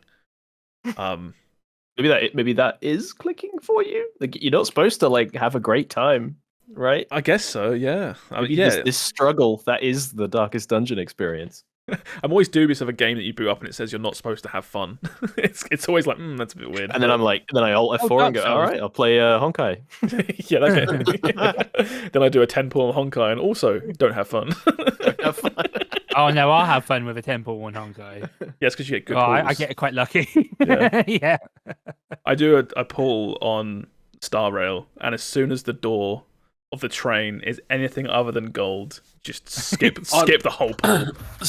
I was gonna say, you do know you can tell by the music, right? When you've got gold, you know within the first second, because that music is fucking pumping. Look at Sam min-maxing, knowing when to cancel out of a pool. I've never skipped a pull. But then I've only spent the generic pulls. I've not done any of those special banner ones whatsoever. Get Sealer. Yeah. No, I am completely safe. I'm just gonna save for the next banner. That's fair enough. This one, though. No, the man's playing. Everyone has that character, so I'm like, I don't feel like I'm missing out. Yeah, mate, everyone has that character as their I thought I was special. Support. No, I think only 0.6% of everyone that has done a pull has that character. That's the rate, right? Statistically, yeah. Anyway, let's move on some bits. It's running quite late. We'll do like one or two news stories quite quick, so we'll run through some. Big one of the week. You have. God, it blinded me, Jesus! Just like flashbang myself with this page. Zelda Tears of the Kingdom. No spoilers. No, there'll be no spoilers here. Obviously, the entire game is now out there. It's out in the wild. The cartridge has been dumped. This is, I'm pretty sure at this point, fully playable on emulator. So people are playing this right now. Apparently you can see it here about streamers. There was a guy on Twitch playing the game. What an idiot. With like 500 viewers or something before it got taken down. Nintendo's going to ream his ass. Yeah, that man, like the next 5 generations of that man's family are now in Nintendo debt. Oh my God. Yeah, so this is both. Take so many golden coins from him. He has no idea. Chuck it on the Mario movie billions. Yeah, someone took him down and he shrunk a small version of himself. Do you know what the sad part about this news is? What's that? Is that the people who were going to download it were going to download it anyway, and it's not going to affect sales at all. Like, it's still going to be game of the year. The people, millions. The people that download and emulate this, right, are literally 0.00001% of the people that will play this game. Like, it is tiny, but it is still big news because it's a combination of, the game is out there, but it's also like a warning, right? I'm now. I don't go anywhere these days that could be like spoiled, but it's just like, what if I'm just on Twitter one day now and I go on the For You page and it's just some guy like, oh my God, and it's just a picture of, I don't know. Honestly, the only way that will happen is if there's a hot character. If there's a hot character, people will be like, look at this sexy lady. Yeah. But otherwise, I think you're probably safe. But yeah, so I think the kind of like the thing to go along with this is the same thing happened to Breath of the Wild. I don't think emulation of Switch was as big like back then. I think it was more to do with the Wii U version. Yeah. But the exact same thing happened where the game leaked early, people played it, and then we all talk about the Switch hardware not being great. But then day one, this game like comes out, and day one, I guarantee you there will be like a patch for emulators that say Tears of the Kingdom on our emulator, like 60 FPS. Like, there you go, day one patch. Yeah. Because I've heard that with Pokemon. It also happened with SMT5, Shin Megami Tensei 5. Oh yeah, that had a day one emulator patch for 60 FPS. So I think this is like there's more than one emulator, and this is how they kind of flex their feathers a bit. It's like, oh, we can run the game at 60 FPS, and you can mod in Woody from Toy Story. The perfect game. Literally. But yeah, so this is out there. This is out in the wild. So I guess you be a bit careful, But yeah, you got that. And then another news story we had for the week, the other big one, was we got the announcement of the release date of Armored Core 6. Yes! And it's soon! This is big because it's the Dark Souls people, right? It's big for multiple reasons. First of all, it's big because, it's From Software's first Armored Core game in, I think, 15 years or something. And I've seen a few people be like, yeah, but the last Armored Core game was made by Miyazaki, and that sucked. It's like that was 10 Souls games ago. I assume the dude's learned a couple of things. I will say it's somewhat similar, but somewhat not. They're deviating from their Dark Souls, recipe of how they make the games. And is it going to be like another Redfall, where it's like, is it going to be a flop or is this going to be good? I'm not sure. I personally, I'm in the category of I don't think there's any reason to doubt this being good. I think they've had so many good games. Like I said, you learn a lot of things. like 15 years is a lot of time. You learn a lot of things about design. They don't miss. Yeah, as of right now, they don't miss. Yes, but we said that about Arcane, though. That's why I said it. Yeah, and then I'm putting on the clown makeup and believing it unironically. And the other big thing about this was that it's coming out in August, which is kind of mad. That's still a decent ways away. But I guess it's avoiding the June apocalypse of video games.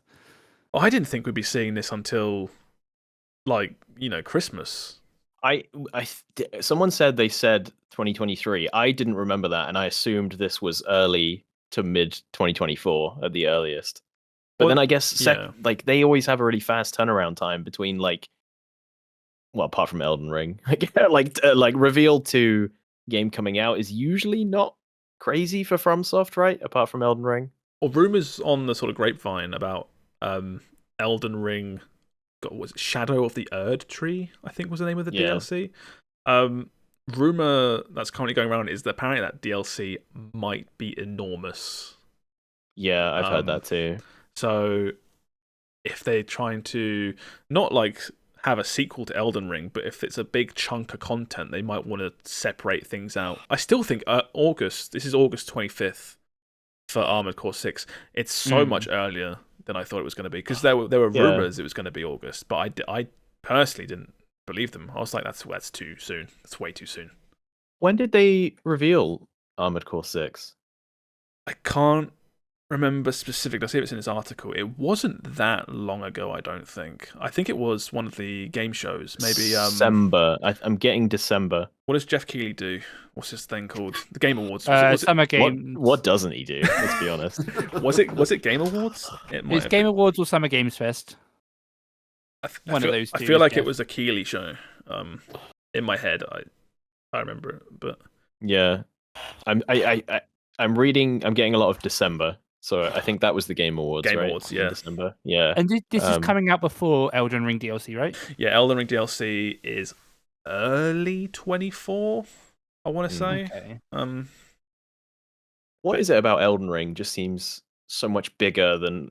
I guess physically it's just bigger than most of the things they make, at least. So maybe that's it, but...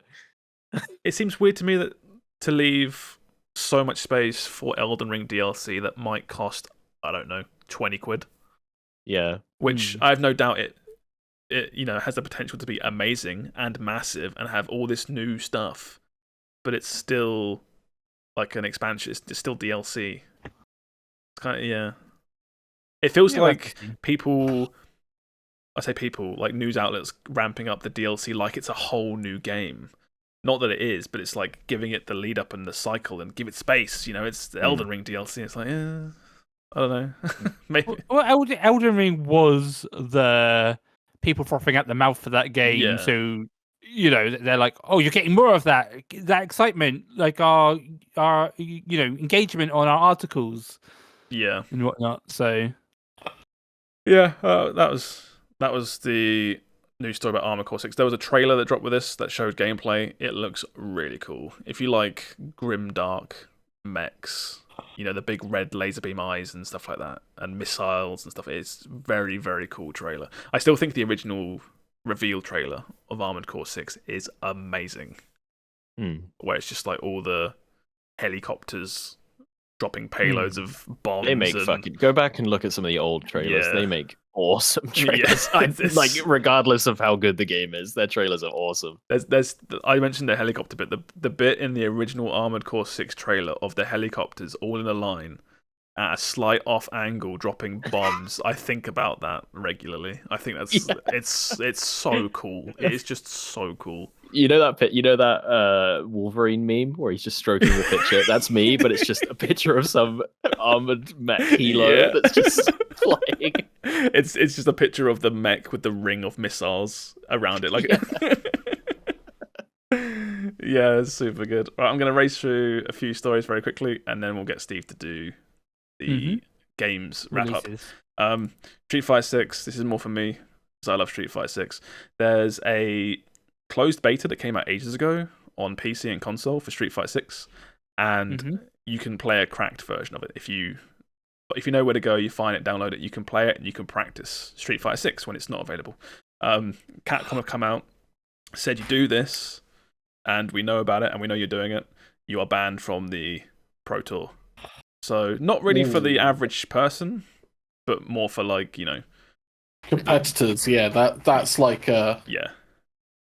So it's anyone that wants to play competitive has just been told, don't fucking do it. Yeah, it's like, don't play it, don't stream it, don't touch it. Our prize pool is $2 million. It's enormous. It's crazy. You want to be in on this? We see you playing this, you're gonna get that ass banned. But yeah, Street Fighter 6 continues to be very, very cool. Last one is more of an update, really, but we talked about it last time. But Mario movie has crossed $1 billion at the box office. Who could have guessed? Insane. You're going to see Nintendo movies pumped out all the time from now on. I can feel it. I feel like we're on the cusp now of just Smash Bros. Multiverse. Could you imagine if they do a Zelda one, or it would be over? Why not? Yeah, why not? Who would play Zelda? Who would play Link? Channing Tatum or Ryan Gosling? Is it live action or not? Live action. Chris Pratt. No voices then. No, they wouldn't do live action. If it's animated, same answer. Yeah. if it's animated voices, Chris Pratt. If it's live action, Michael Cera. Voiced by Chris Pratt. Badly dubbed. Yeah. Yeah.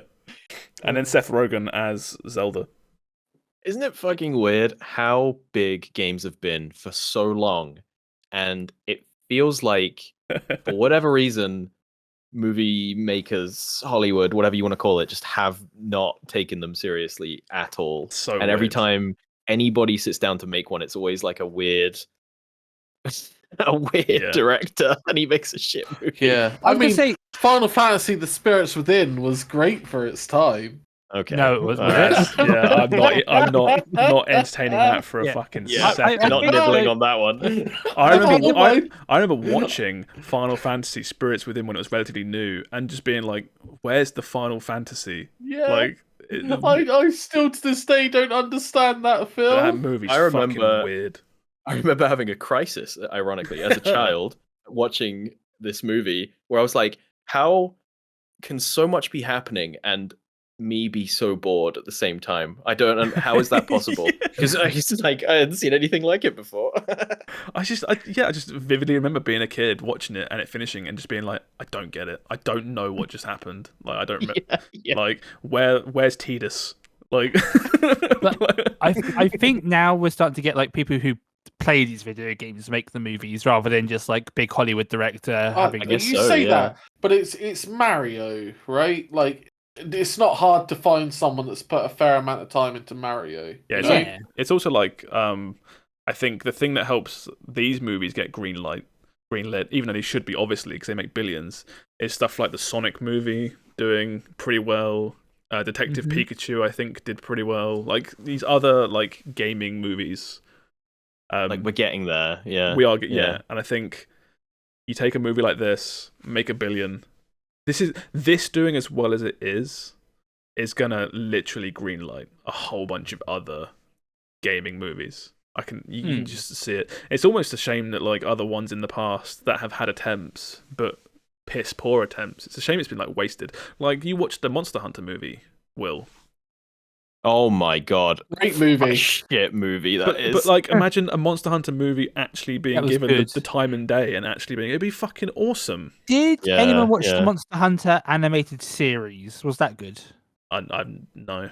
It was a Netflix Monster Hunter animated series, and I wondered if that was any good. I believe that was based on stories, Monster Hunter stories, though. I gotta say, Monster Hunter is one of those franchises I literally could not give a shit less about the story in that game. But I think, I think story aside, give a really good budget to an animated Monster Hunter movie. I would love to see like sick, maybe, animation of all the monsters and combat and stuff. I think it'd be awesome. I was gonna say, I think if they did like an anime movie for Monster Hunter, that could be really good. Or either that, or just really good CG with a really good style. Maybe, yeah. But yeah, and like if they had a good Warcraft movie, that would have been great. But yeah, they went in a weird direction for that one. What video games would you guys want to see as a movie? Just quick. The best one's already Zelda. coming. The best one. Yeah, you ready? You've forgotten about it, haven't you? Completely. Dead by Daylight. Oh, I fucking had. Oh yeah, I didn't forget.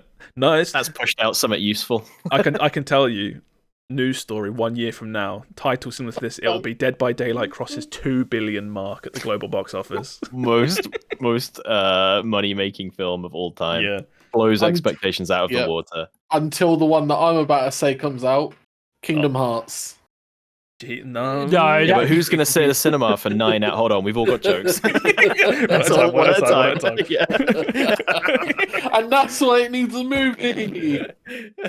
Split it into, right? Will's joke was it being 9 hours long. My joke is you have to buy a day ticket for the cinema because you have to go to 6 different screenings of different movies, all released at the same time, to get the overall story. Yeah. It's just the Kingdom Hearts movie is a slideshow. A guy sits you down and just explains everything. And that's the entire, and it still doesn't make sense. Yeah. So there's this thing called the darkness, right? And there's the key to our hearts, and and it would be Chris Pratt as Goofy and Donald. Yeah, Chris Pratt as Roxas, and also Chris Pratt as Sora.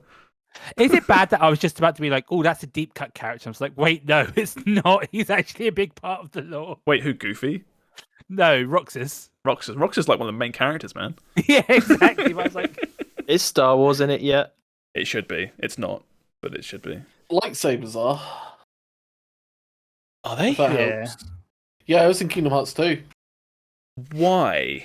I'm not saying you're wrong. No, it was beam swords. Wait, they didn't own Disney back then. They didn't own Star Wars. Sorry, back then. They had beam swords. My bad. Oh, okay. Yeah, be careful. I don't want to get sued by Disney here, Sam. You got to be careful. Disney. Yeah. Mickey's coming for Square that. Enix. Who's suing me? There? Yeah, as long as I'm being sued by someone.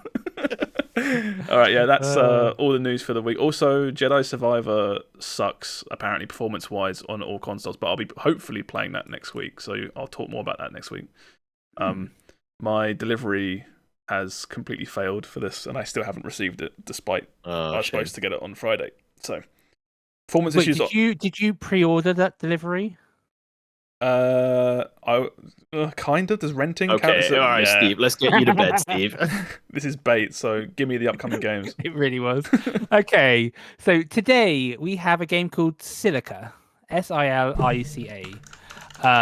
This is a hybrid FPS/RTS.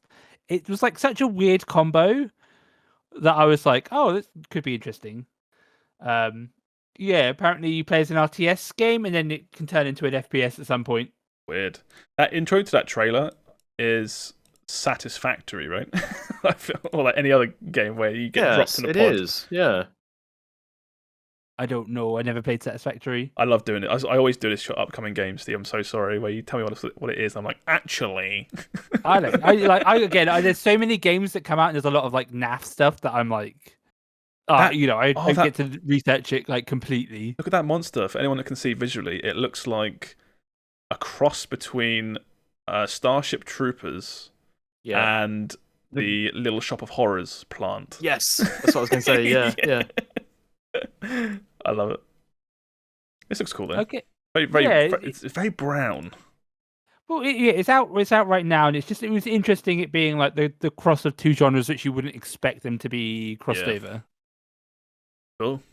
Then tomorrow, May the 4th be with you. Hey. We have Ejected. I think it's Ejected Rivals. It's Gected. Ejected Rivals. Yes. This is some sort of weird, like, racing battle royale game. Racing battle royale. It's like it's like 18 people versus each other, but you're in a car and then you crash and then you go into like wingsuits or something. I'm not sure. It looked weird enough, and I'm like, if this is free to play, there was something similar on PS5. Wreckfest? No, it's not PS5 racing game, jump out of car. Destruction All-Stars. Oh, yeah. Which I actually played for a couple of hours. This looks a lot more open, like bigger arenas, but Destruction All-Stars also it wasn't racing, but it was like a battle royale, almost like, what is that big PlayStation brand? Twisted Metal. Where it's like, defeat your opponents, jump out, hijack their car. They're kind of fun, these games. Yeah. It's a good spin on the racing genre. This game might be interesting. We'll have to see when it comes out. Also very brown. Yeah. Okay, next game it's Epic Game Store / Game Pass exclusive. It's called Ravenlock without a C. Right, okay. I think I've heard of this. No, I know what. I recognise this because you posted a tweet on your Discord of upcoming Game Pass games, and it was on there. Oh, okay. But yeah, this is just like a action adventure game. It looks pretty like well made. Yeah. And I was like, oh yeah. For me, it was like it's weird that it's Game Pass and Epic Game Store, but not Steam. But yeah, maybe like you got Tears of the Kingdom coming out. If you're really jonesing, maybe this game could like tide you over. It's got a weird. So the character it looks like a full like 3D model, and but everything else is kind of like voxely. Voxely. Half of it's voxel, half of it's not. Yeah, why is the art style changing? Yeah, it's really weird. No clue. Maybe it's part of the story. Who knows? I don't think it looks bad. I just think it's a really weird combination. Yeah, well, the next game, this is the one that I'm not sure is probably as bad. It's called Kaku Ancient Seal. That's Kaku. This game is sort of similar. It's like an action adventure game. It's also out the same day. I think it's going to be like £25, but it says it's like almost like a Breath of the Wild, Immortalis Phoenix Rising sort of like game. Well, they've timed that well. Yeah, I was going to say a bunch of games coming out like this, but I was like, maybe, but I'm not sure. I'm like, if it's like that sort of game and it's only £25 on release, I'm like, is that going to be good or not? This looks like Kaku. Imagine I cackooed my pants when I saw this. Imagine working on your Breath of the Wild clone, not knowing when they're about to announce a release date. The whole time it's hanging over you. Yeah. Like a sword waiting to fall. This guy was inspired by Breath of the Wild and started development as soon as that game came out, and it's taken him 6 years. Yeah. And timed it perfectly for the release of this. Yeah, but this one I wasn't sure, but I was like, I'll put it on there since we talked about Ravenlock. The next game is on the 8th. We have Darkest Dungeon 2, which we talked a little bit about before. Earlier. Do we have patch notes for this game yet about like what's coming? I still can't find anything. Maybe they're out now. I haven't looked in like a week. But that's what I was. I was trying to find patch notes to see if it was if it was worth waiting. I couldn't find anything. So they're quite active on Twitter, so there might be something now. Okay, yeah. And then we've got one final game. This is out on the 9th, and it is called Void Train. And I have seen a lot of people are wishlisting this. This is probably the most wishlisted game I've seen in this recent times. For people on my friends list. So this is an open world survival crafting game that has multiplayer. I'm out. Solo or online co-op with up to 4 players. But yeah, a lot of people have wishlisted this. So either there was a good trailer that everyone started wishlisting it, or a lot of people we know, Steve, really like open world crafting survival games. Rude. Was it Chris, Matt, maybe even me? I doubt it, but I don't know. It was a bunch of people from the Discords as well. So Sam hasn't wished that he's too busy stuck on his own Void Train trying to get home from work. Yeah, tell me about it, and bro. while on that train, he's on the Star Rail train trying to get his wifeys. He's on his way home on a delayed train playing Star Rail Train whilst pre-ordering a Void Train. Man just loves trains. I've already got my waifu. I told you it's servable. You get her for free. That's true. These are like banelings. They look pretty cool.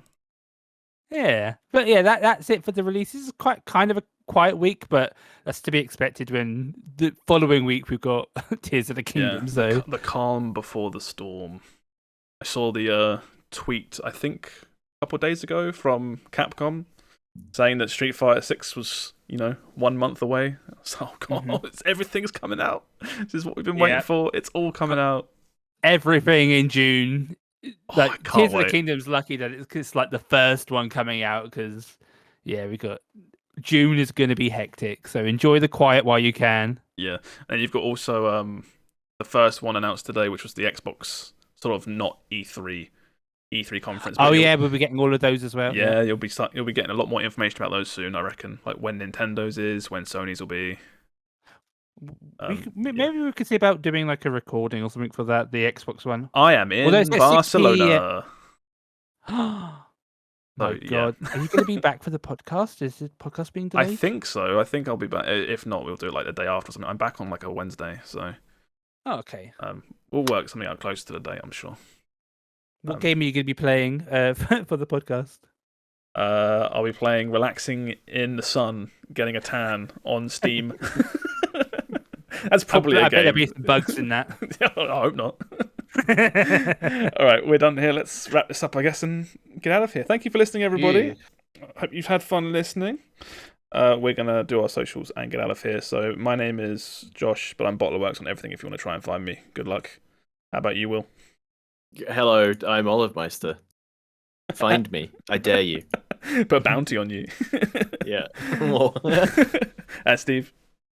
I am Quikwix. That's Quikwix. I stream in the UK mornings. And come say hi in my stream chat. It'd be fun. Love it. And Sam? Hello, I'm still Sam. He's still Sam. Thank you very much for everybody. Thank you again. Bye-bye. Bye. Bye. Bye.